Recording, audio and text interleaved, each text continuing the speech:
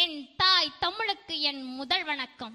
இன்றைய இளந்தலைமுறையினரால் தமிழர் மரபுகளை கட்டி காப்பது ஒரு பெண். இந்த தலைப்பில் தான் இன்று நான் உங்கள் முன் பேச இருக்கிறேன். என்னோட தலைப்புக்குள்ள நுழையறதுக்கு முன்னாடி நான் ஒண்ணு சொல்லிக்க விரும்புறேன். நம்ம எதிரணி சகோதரி ரொம்ப அருமையா ஆண்கள் தான் அவங்களோட மரபை கட்டி காப்பாத்துறாங்கன்னு ரொம்ப அருமையா சொல்லிட்டு போனாங்க.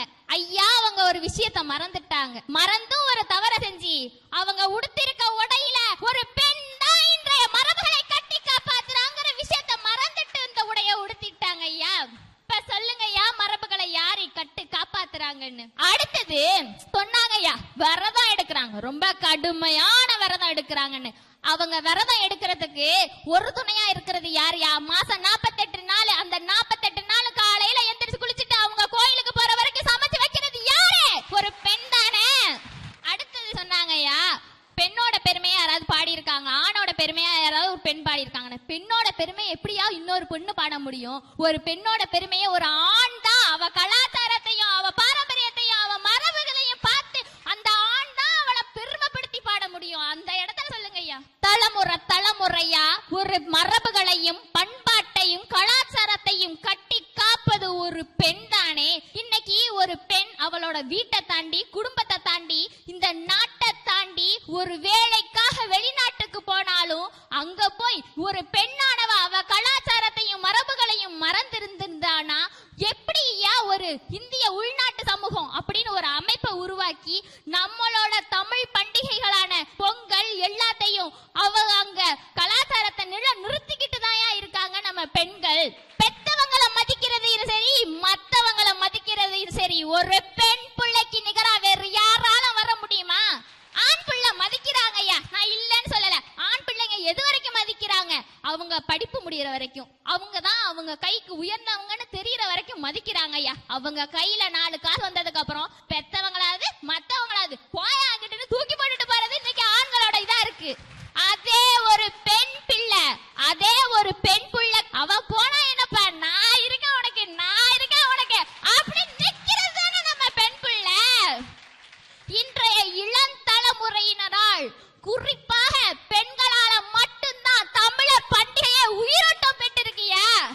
எல்லோருமே எனக்கு கீழே தான் நினைக்கிறதே ஆணின் தலை குணம், எல்லோருமே என்னை போலத்தான் நினைக்கிறதே பெண்ணோட தலைமை குணம். அந்த பெண் அடித்தளமா இருக்க போய்தான் ஆண்கள் அனைவரும் அவர்களை எஞ்சி எஞ்சி எஞ்சி உள்ளார்கள். அந்த மரபுகளையும் கலாச்சாரத்தையும் கட்டி காப்பாத்துறது யாருன்னு திருவிழா, ஊருக்குலாம் திருவிழாக்கு அவங்கவுங்க ஊருக்கு திருவிழாக்கு போவீங்க. திருவிழாக்கு போயிட்டு இன்னமும் கிராமப்புறத்துல அந்த முளைப்பாரி எடுக்கிறது கேள்விப்பட்டிருக்கீங்களா? முளைப்பாரி எடுக்கிறதும் கும்மி அடிக்கிறதும் இன்னைக்கும் பொம்பளை பிள்ளைங்க தானே பண்ணிட்டு இருக்கு.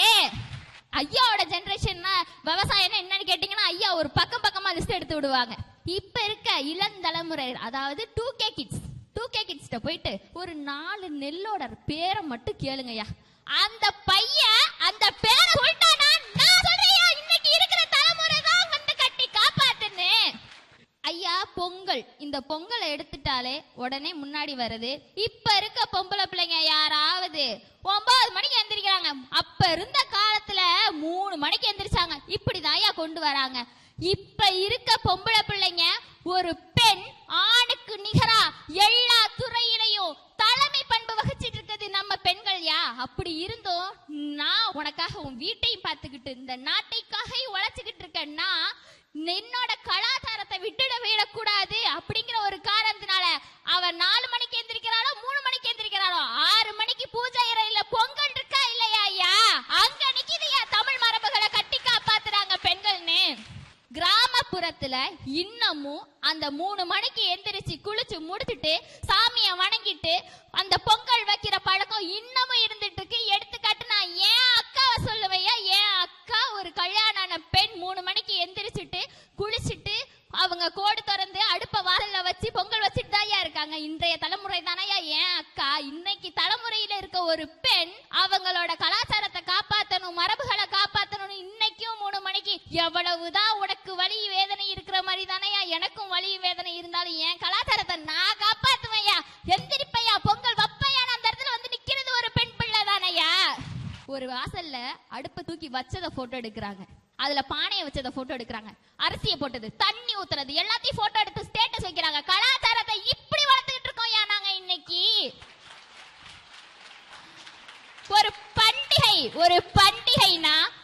நியூ இயரோ பொங்கலோ தீபாவளியோ எந்த பண்டிகை வந்தாலும் அத ஒரு நாளைக்கு முன்னாடியோ 1.5 நாளைக்கு முன்னாடியோ வர்ற போற பண்டிகைய வா வான்னு ஸ்டேட்டஸ் வச்சு இன்னைக்கு கூப்பிட்டு இருக்கிறது யாரியா?